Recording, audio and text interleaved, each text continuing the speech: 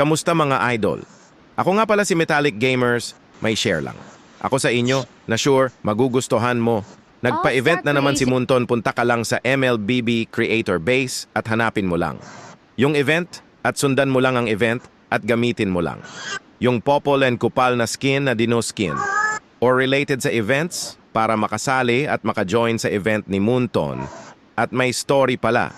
Akong i-share sa inyo tungkol kay Popol and Kupal kung paano sila nagkakilala. Kaya tara, let's go.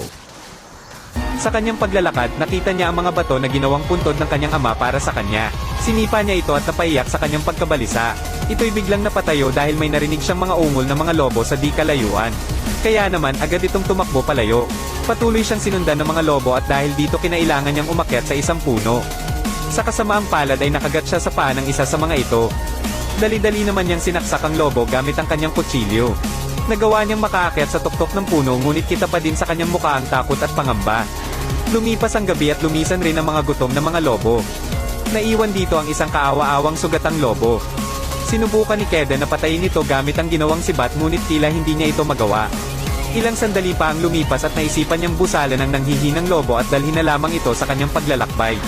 Kinalaunan, nakahanap siya ng isang kuweba at doon naisipang magpalipas ng gabi. Naalala niyang bigla ang kanyang ama na tinuruan siyang gumawa ng apoy. Ngunit bigo siyang isakatuparan nito.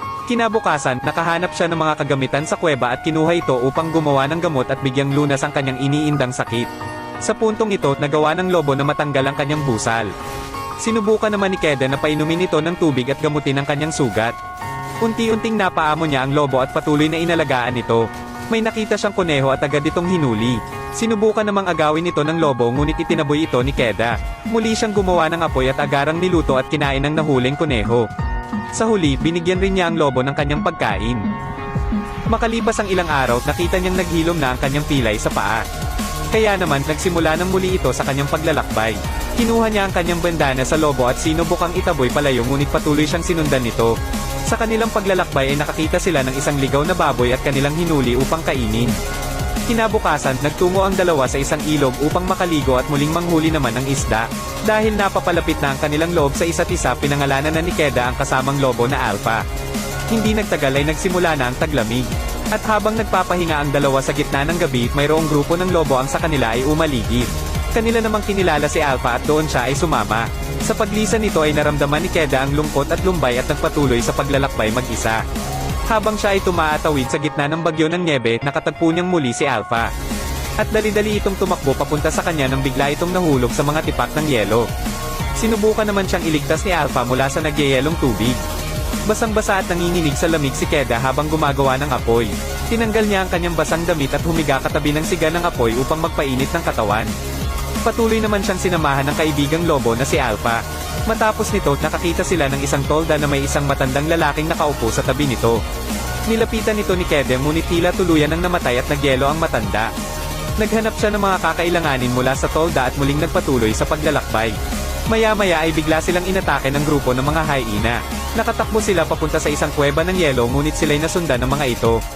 Lubha namang nasugatan si Alpha sa engkwentro laban sa mga hyena.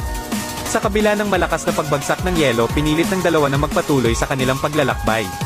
Dahil sa panghihina ay tuluyan ng bumagsak si Alpha sa yelo at nawalan rin ng malay si Keda. At sa kanyang panaginip nakita niya ang kanyang ama. Dahil rito nagising siyang muli at tila nagkaroon ng pag-asa. Sa wakas ay narating ng dalawa ang lugar ng tribo ni Keda. Laking gulat ng kanyang ama na makitang muli ang inakalang patay na anak. Sila ay agarang ginamot at inalagaan. At sa sandali ding iyon, nagsilang ng mga batang asong lobo si Alpha. Hindi naman lubusang makapaniwala si Keda na buntis pala ang kanyang kaibigang lobo. Kinalaunan, malugod na tinanggap ng tribo si Alpha at ang kanyang mga anak na lobo.